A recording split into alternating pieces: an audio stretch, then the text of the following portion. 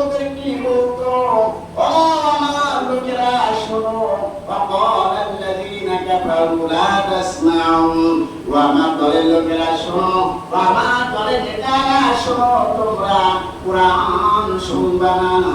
আর কোরআন যারা শুনে, কোরআনের মজমা যেখানে হবে, কোরআনের তেলাওয়াত যেখানে হবে, কোরআনের কথা যেখানে হবে, সেখানেই তোমরা কথা প্রদান করবা, সেখানেই তোমরা আক্রমণ করবা, সেখানেই তোমরা হামলা করবা, সেইগুলো তোমরা অপন্ন করে দেবা।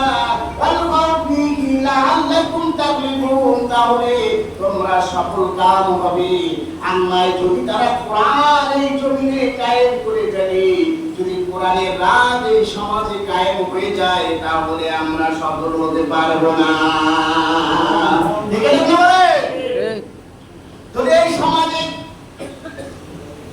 সমাজে এই রাষ্ট্রে কোরআনের আইন থাকে, তাহলে এক শ্রেণীর মানুষ যারা মানুষের সম্পদকে লুণ্ঠন করে, তারা সম্পদকে লুণ্ঠন করতে পারবে না।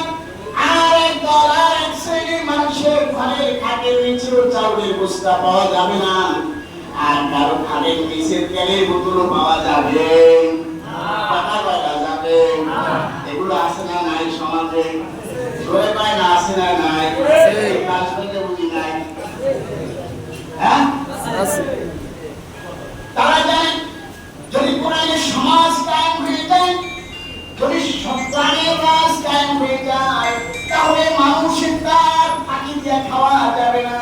যদি আমি খারাপ করে যাই, তাহলে কোরআনের আইনে আমার বিচার হবে। তারা এই কথাও জানে যদি কোরআনের রাজ কায়েম হয়ে যায়, তাহলে আমাদের মন চাহি জিন্দেগি আমরা জীবন যাপন করতে পারবো না। ঠিক আছে না? আল্লাহ রাব্বুল আলামিন রাসূলকে কারণ এই জমিনে প্রেরণ করেছেন। আমার বাবাজি, আমার ভাইয়া, খেয়াল করুন, আল্লাহ নবীর জন্ম থেকে 40 বছর পর্যন্ত, নবুয়তের আগ পর্যন্ত রাসূল ওই সমাজকে ঠিক করার জন্য কত সংগঠন করলেন, কত কিছু না করলেন। ওই সমাজ থেকে দুর্নীতি দূর হয় না, হয়েছিল?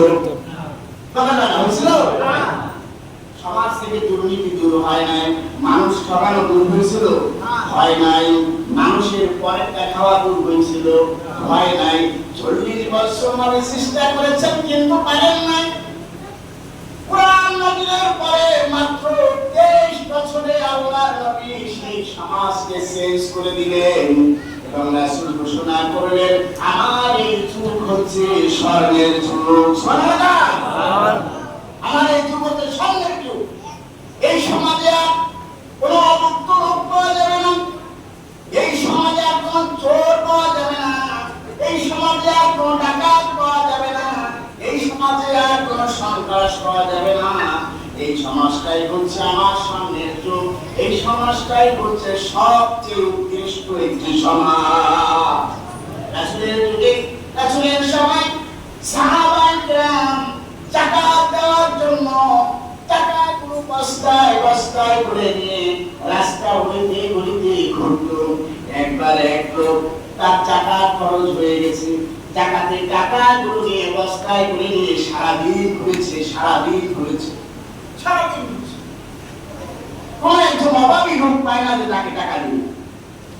আরেকটা লোক, সেও তার বস্তা নিয়ে সারাদিন ঘুরছে, সারাদিন পরিশ্রম করেছে, বেলার শেষে দেখা গেল সে খুব ক্লান্ত হয়ে গেছে।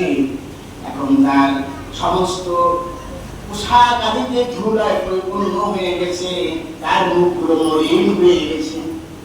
যখন এক ব্যক্তি অপর ব্যক্তিকে দেখতে পেল, সে মনে করছে, হায় আমার সৌভাগ্য, আমি একজন অভাবী লোক পেয়েছি, আমি তাকে টাকাগুলো দিয়ে আমার দায় মুক্তি হয়ে যাব। সে লোকের কাছে গিয়ে বলছে, ভাই আমার এই টাকাগুলো তুমি নিয়ে নাও আর আমাকে দায় মুক্তি করে দাও। ভাই কি বলেন আপনি? আমার কাছে যে বস্তা দেখতে পান, এই বস্তা টাকা আমার জাকাতের টাকা আমি দেবো।